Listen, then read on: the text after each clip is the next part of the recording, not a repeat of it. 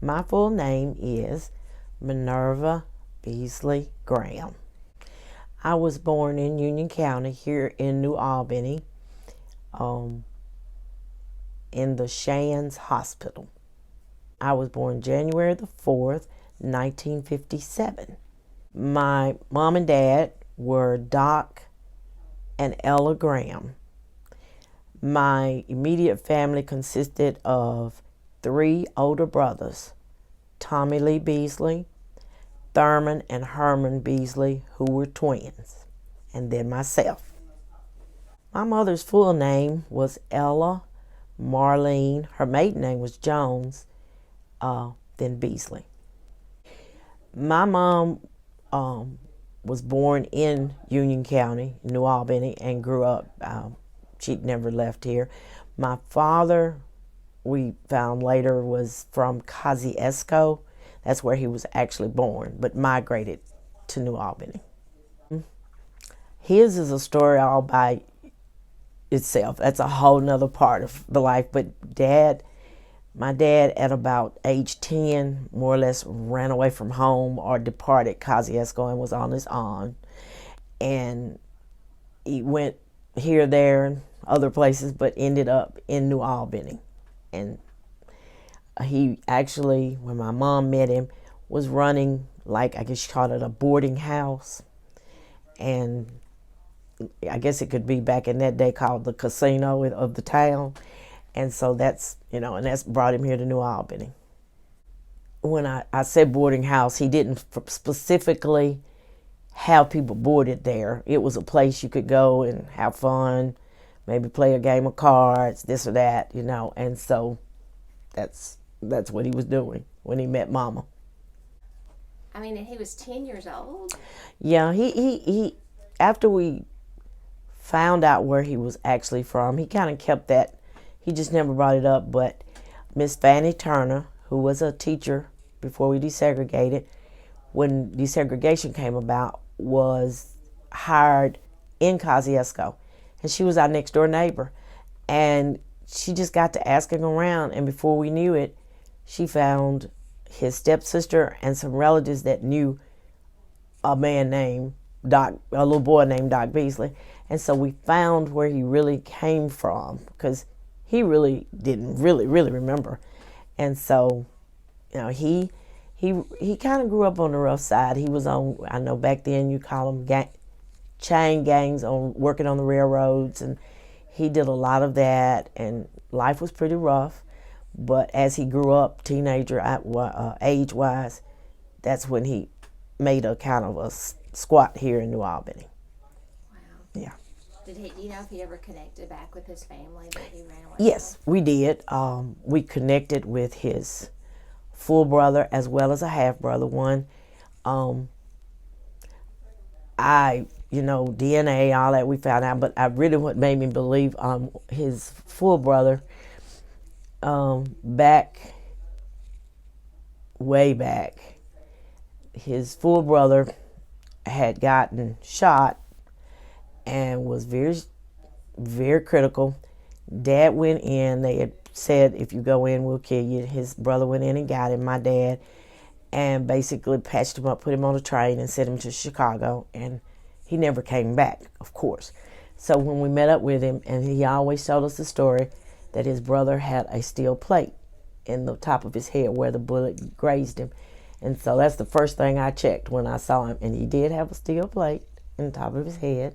So my father did get to meet both of his siblings. Well, actually, all 3 of them, a sister and 2 brothers, before they died. They've all passed now, but they did reunite with each other. What an emotional reunion that must have been. Oh, yes. And they didn't even know my dad was alive, because they more or less stayed there around. And then when he sent the one to Chicago, back then, they didn't keep each other. He just prayed that he was okay.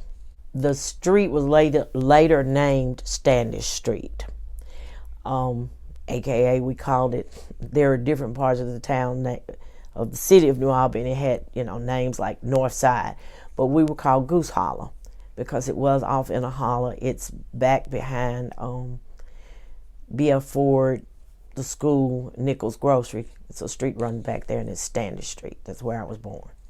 It's kind of ironic that the same number that I had when I was a 2-year-old, a 3-year-old, which is 662-534-4240, I still have at my house right now because I still have a landline. And so I stayed on Standish Street, all during high school and college, and then when I married and built a home out toward the West Union area, I just kept the same landline number. So I've had it for 50 years. My mom's family died pretty much quite early. Plus, I was a late bloomer. My mom and dad, my brothers were 16 when I was born. Mama had me, Daddy was 50, my mom was 48. And so all of her sisters and brothers had passed. Of course, Dad didn't have any around. So there wasn't any family, biological family. Had plenty family, the way you would quote what we have to looks out for you. It was what am I trying to say? A dirt road, it was dirt. But we were pretty lucky in that we had a community grocery store.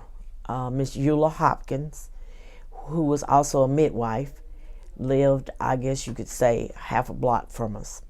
And so your basic staples she kept there, as well as candy. So we made a visit up there. It was just mostly houses all up and down that street. And at that time, the B.F. Ford School was our closest, close by us. She literally took care of all of what we call Goose Hollow. And then I can remember Miss Howard. I'm sure it has come up in some of the interviews that had the motel. And so, see, she was away from me, but that was close enough. But yeah, Miss Eula Hopkins. And her mainstay again then was being a midwife. But her and her husband have the type store where you could, get some butter and cookies and that kind of stuff. And actually that building still stands. Really? Where is it? It'll be about, I was 912 Standish. It would be about 900 Standish Street. As you come down the hill from the subdivision, it's right there. You can't miss it. You're looking dead at it when you come to the stop sign. There's no one in it because what I found out was the store, along with the resident next door, which has happened so much, was given to family members that do not live here anymore. They're up north, and they've become they're just tearing up. They're just falling apart because no one's living in them, and there's no upkeep to them. But it has steel bars on it to keep, I think, people from breaking in.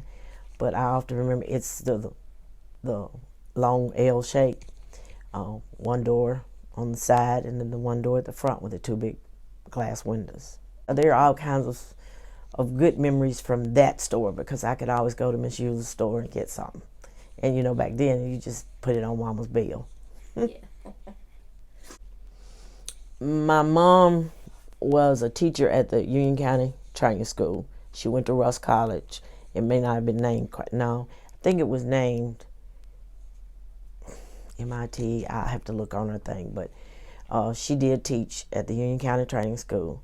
And my dad started out under Boyce Bryson, who was a funeral director and was at that time embalming. He taught him how to do it. And so Dad did that for quite a while, and later on down the road, that's when he became interested and wanted to have his own. So, that's how that developed. So he was a big gambler when she first met him, which took care of quite a few bills, He was a real big card shark. He could play poker quite well. He taught me how to, cheat if necessary, if I say so. But he had a lot of rough edges, and Mama kind of smoothed them around. But he always wanted to be his own, you could tell he had that desire to be my own boss. And when he started with Boyce Bryson, he felt that was his calling. And later on, I could tell it was.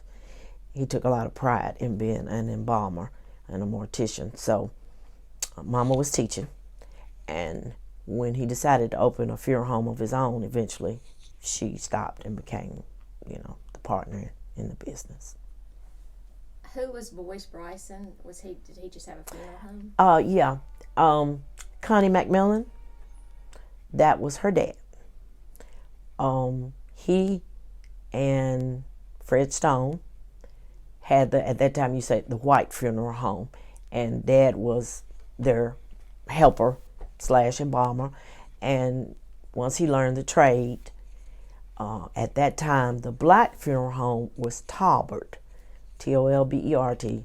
And from what I understood, I don't know if Mr. Talbert died or what happened, but Dad took over his business, and then that's when it became Beasley's.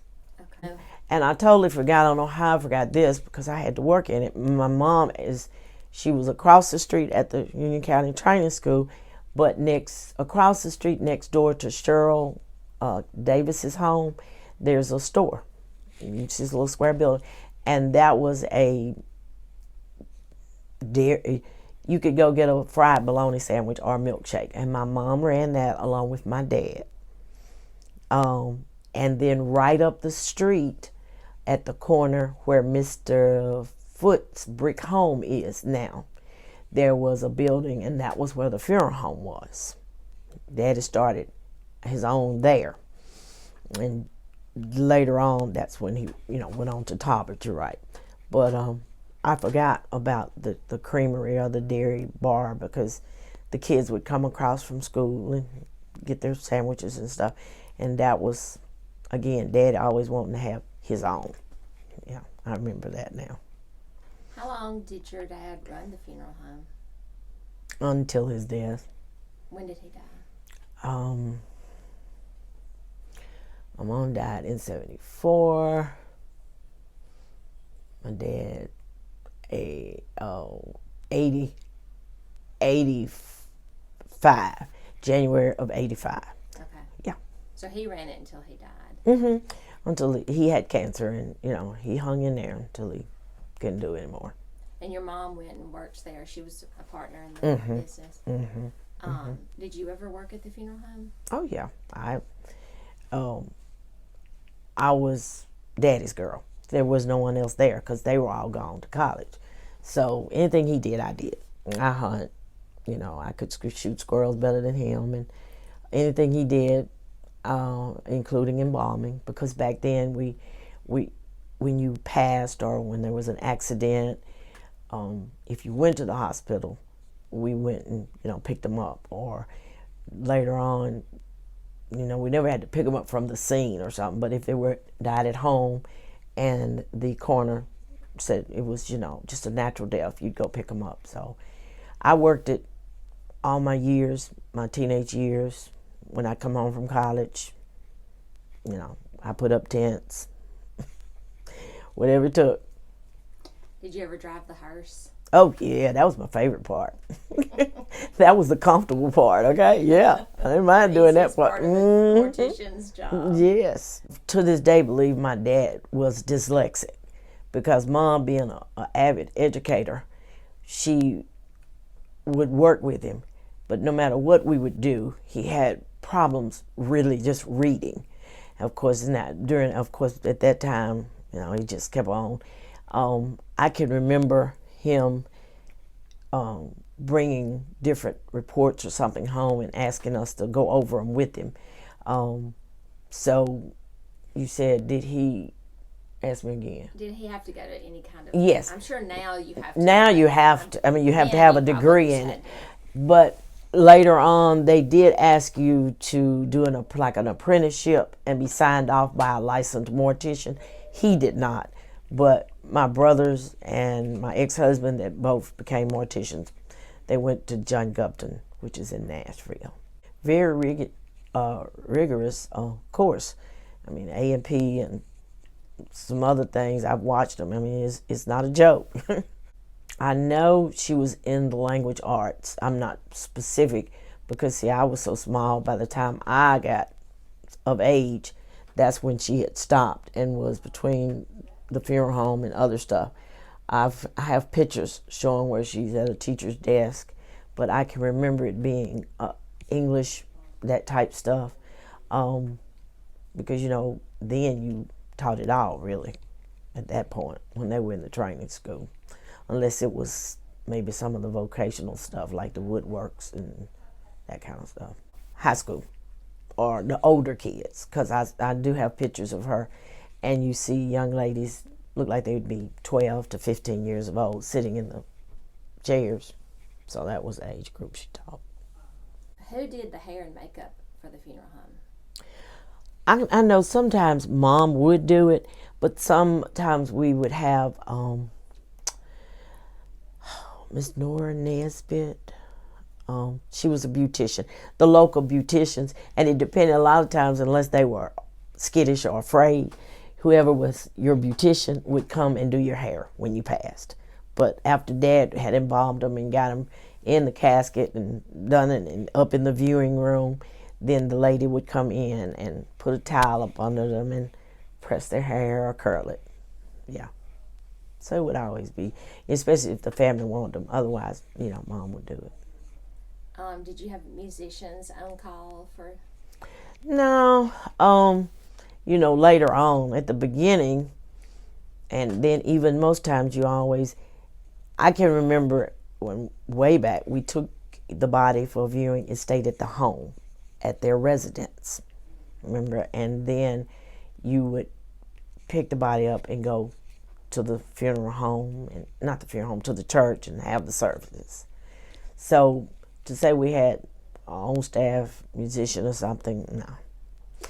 Now, later, like in the 80s, when we did, well, yeah. Is that when funeral homes kind of changed over from the home and church funeral to a funeral chapel. And and because that's when we had our chapel along with the piano, and or we could pipe in the music, and then some families choose to just have theirs in the chapel and go straight to the cemetery. They graduated high school by the time I was 2 or something and went on to Jackson State. And Tommy went into the Navy and came back and helped Dad. Tommy was the oldest? Mm-hmm. He was a year older. Okay. Than Dad. And he took on the funeral business after, with your dad. Yeah, that's why. At one time, it was named Beasley and Sons. And I think the sign above the funeral home still says that. But later on, we incorporated it, you know, with the times. They both graduated from B.F. Ford. They both went to Jackson State University. Herman was an art major, and Thurman knew he wanted to be a dentist. And so Herman came out, and because back then you have to remember, I can remember at that time was when Dad decided to go out on his own, and at that time I think it was about maybe 50,000, which seemed like $1 million at that time, to start his own business. And so Herman went to teaching art. He would teach before desegregation. He went to each county school, one school a day, and taught art, and did that for a number of years to help Dad and Mom pay for the funeral home. Also at that time, Thurman left Jackson State and went to Meharry Medical School in Nashville, finished that, and then he went to Harvard to get his anesthesiology degree. And so all during that time, as Herman said, he was carrying the banner to pay the bills. And so then when Thurman finished that, Herman went to Illinois State and got his doctorate, and they both ended up in Nashville about the same time when Thurman was at Meharry. But you said where they go to school? Yeah, and just like, where did they end up? Okay, well, as soon as he got out of medical school, Thurman did come home. Dr. Edwards, who was above Van Atkins at that time, was gracious enough to allow him the side chair, and he did that for a while before he opened his office in Tupelo. Herman, as soon as Thurman got where he could stop having the help and got his degree, went to Nashville and became a professor at Tennessee State University. And he stayed there for 33 years, was chair of the department, and then he retired. Does he still create art? He does now. The art is, he's retired, but he has all of this type stuff, because when we have gatherings, he comes in with we tell him, man, just use your iPhone and take pictures. But he has the umbrellas and this and his 35 millimeter, and he's taking pictures. But he still likes that area. But, other than that, he's basically, retired. Do you remember what kind of art he used to do? He was I have pieces that he did with the sculpture. He did the visual art. He drew pictures I have on the wall. I guess you could say he dipped and dabbed in a little of all of it. The main thing I also remember, I would go up and kind of go with him. He would have different, where you take the course and go abroad for a little while, and your grade was where you went and did a project.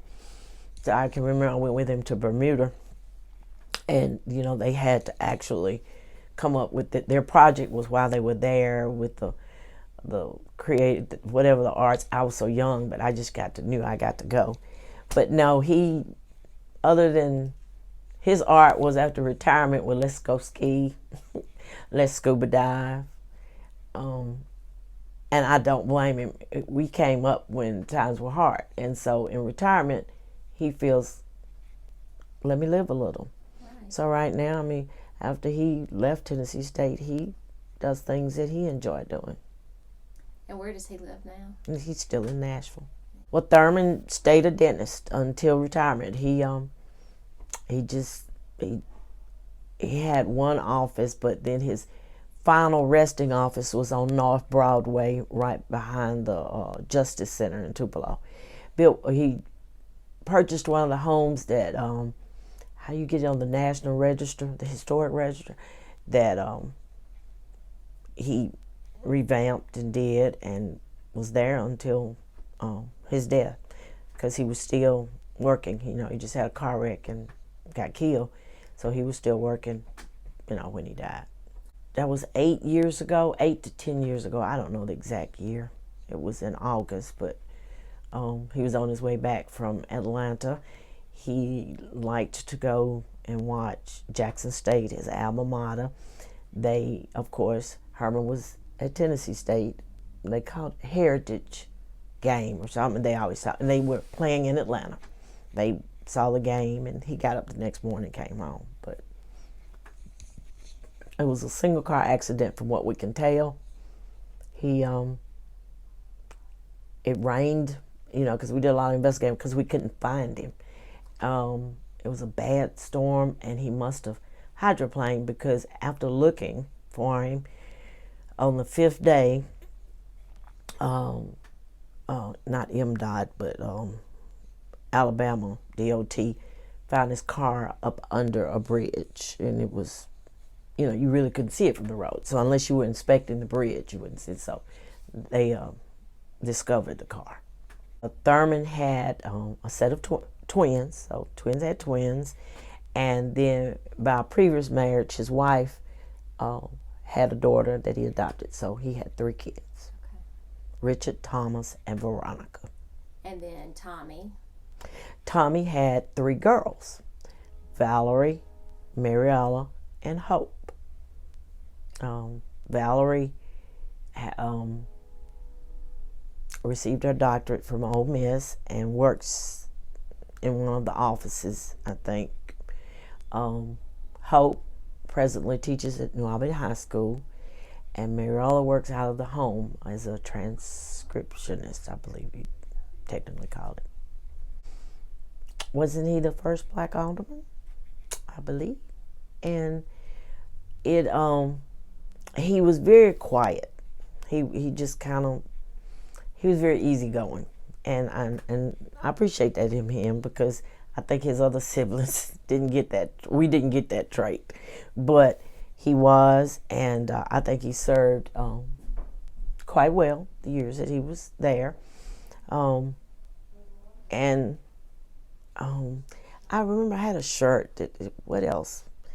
It wasn't that he was, he was the first black licensed mortician in New Albany, and then of course the alderman. And he brought some changes about. I know they named the water park, that now doesn't work, but after him, because he had a few things that he wanted to try to get done, and he was successful in getting them done. Do you know how many years he served as alderman? I don't, because they served 4-year terms, and I know it was at least 3, so that was going to be 12, but I'm not really sure, before Kevin Dell took over.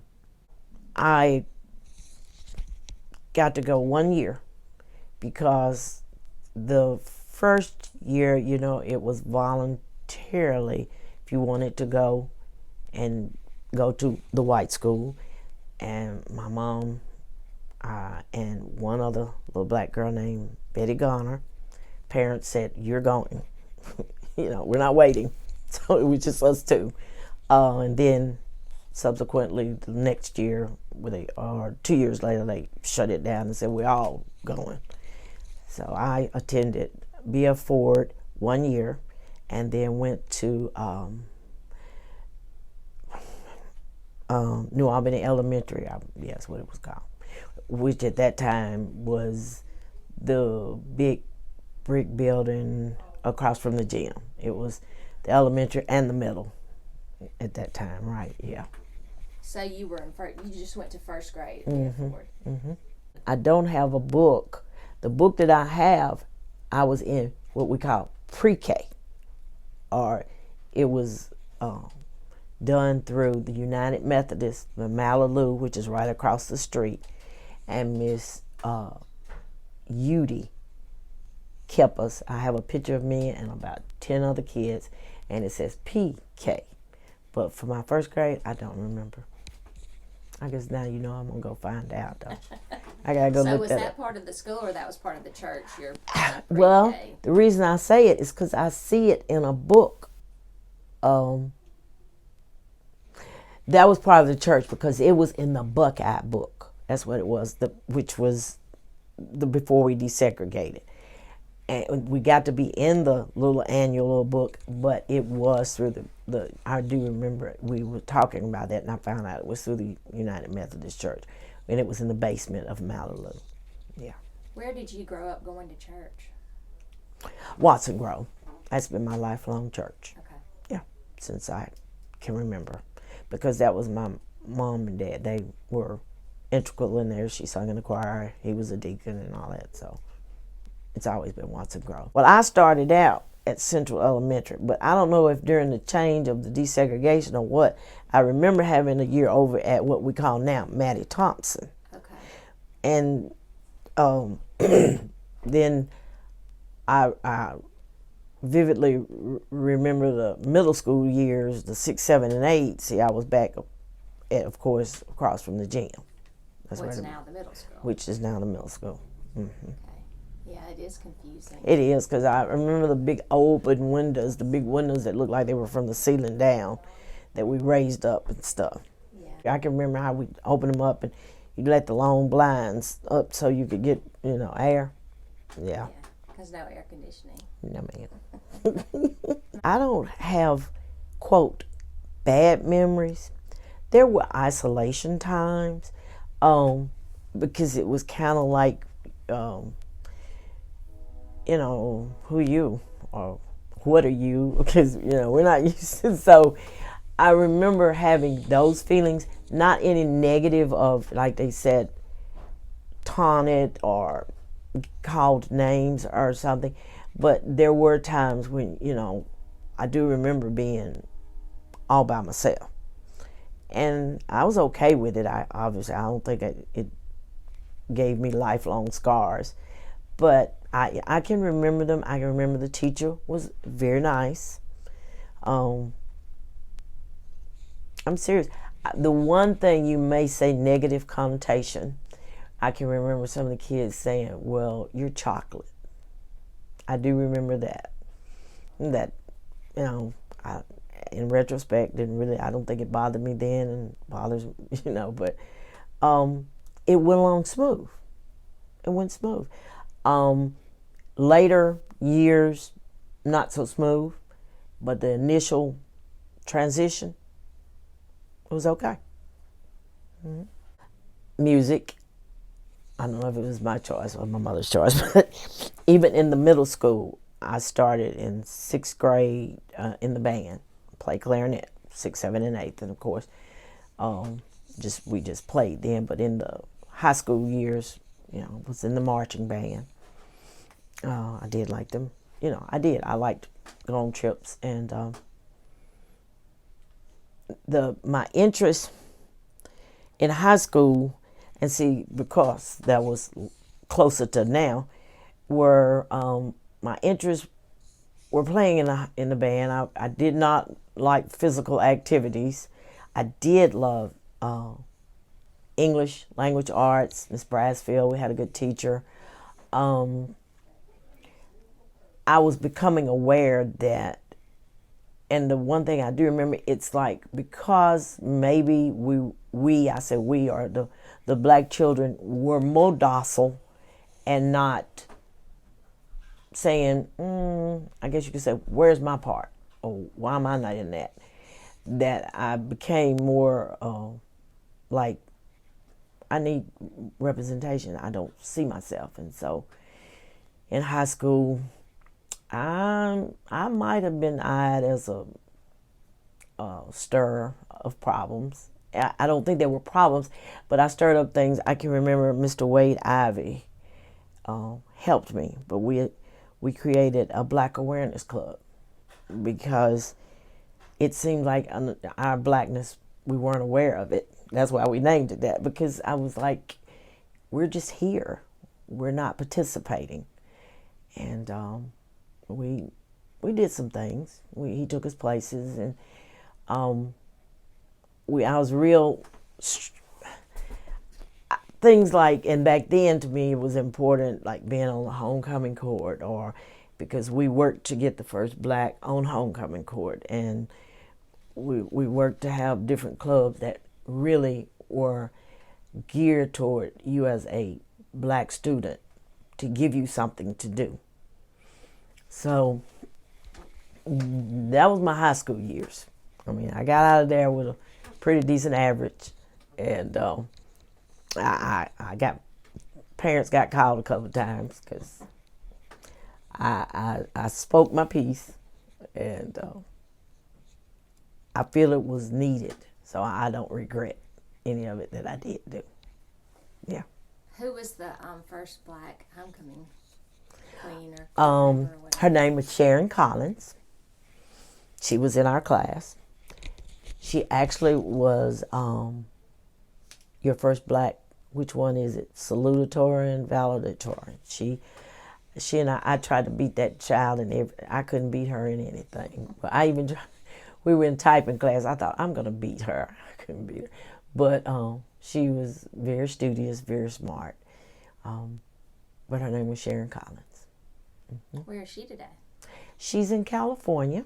I get a Christmas card from Sharon every year. She's had kids. She's a lawyer. She went to Harvard when we got out of school. And she's doing good. And she lives in California. When you were in high school, were there any black teachers? Yeah, there was Mr. Ivy. There was Miss Barnell Kimmons.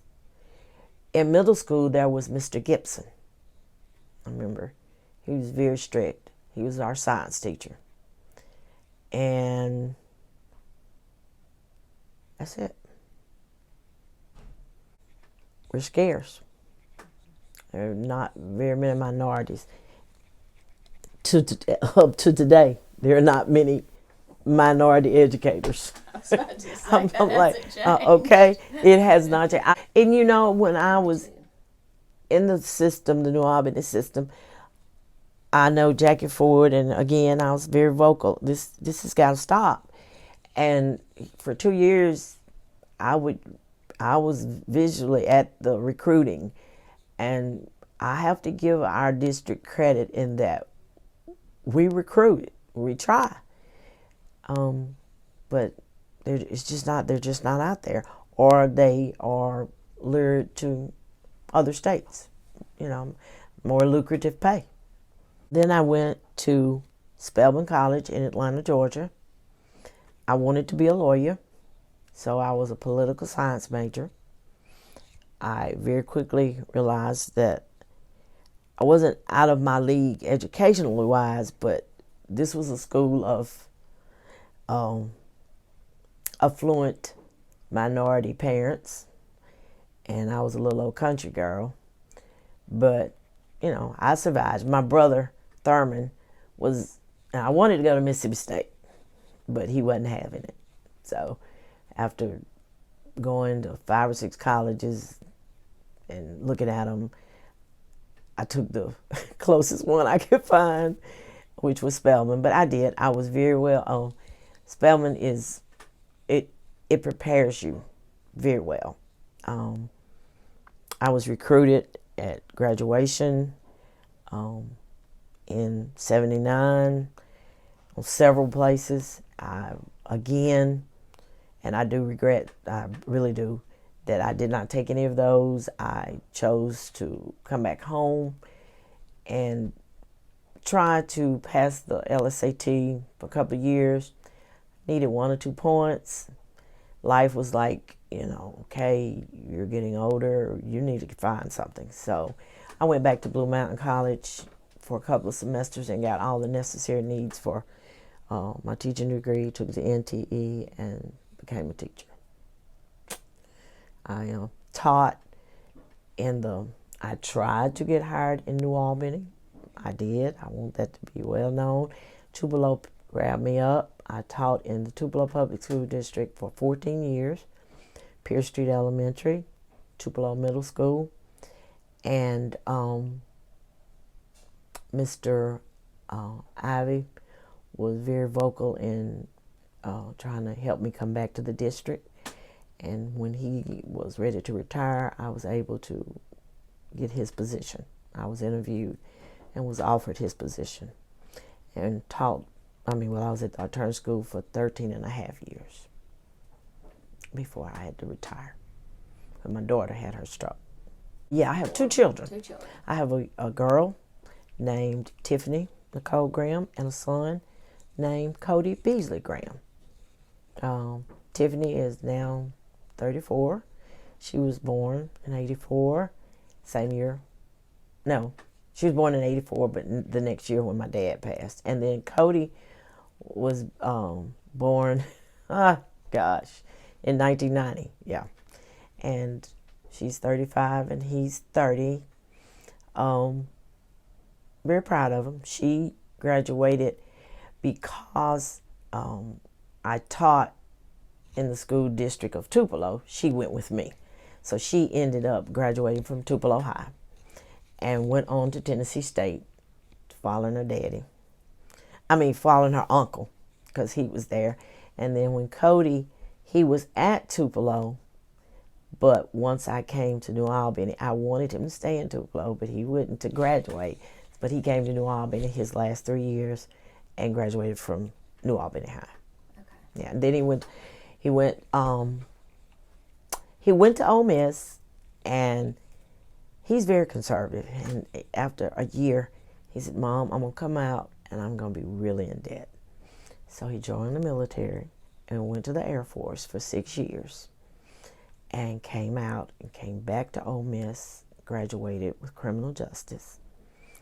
And here and there for about a year, year and a half, because they were actually, checking him out. I'm told that it takes about a year to 2 years to be whatever you call it. And then he was hired by the FBI because that was his goal. So he works for that FBI. Yeah. Where does he live? He lives in Texarkana, Arkansas. Wow. Yeah. After, this is just his almost second year. After the third year, he can, they've promised him, we feel he can get as close as Oxford. So that'll be, he wants to come back and help me with his sister's 2 kids. And so he feels that obligation. I appreciate that. I really saw, as I taught in Tupelo, different degrees of how daycare, childcare was carried on. And I wasn't pleased with a lot of it. And then there were some I was pleased with. So both children ended up going through that system. And I saw a lot of things that could be improved. We call it Head Start for the kids to get a head start. But kids now need more than just something that you say is a head start. It's much more integral for them to do. And I have a friend, and her name is Sheila Sanders, that was keeping kids, like so many do, out of her home. And she got where it was more than the state would allow. And we were friends, and she was this and that. And she had the desire, and it wasn't that I had money, but I had if I sign on the line, we can get the money. So we decided we would start a daycare. And that was 19 years ago. We purchased a home from a Mr. Gray right there on the corner of Central. And after about 2.5 years, it burned on New Year's Eve to the ground. It was electrical. We were rocking along just fine. And we built right back there. St. Mary's United Methodist Church graciously allowed us to be in their Life Center Fellowship Hall until we could get built back. And,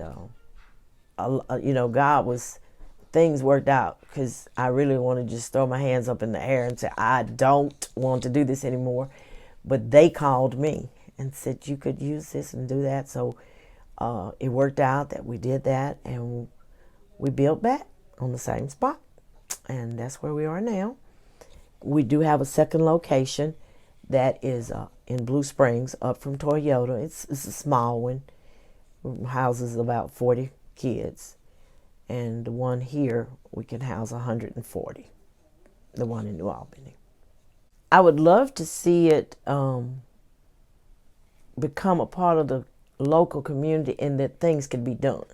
Because I can even remember when I was at Spelman, there was, it'd be just like the Link Center in Tupelo. I've gone to concerts there. I've taken my children to a Japanese cultural event so that you can see how they do different things.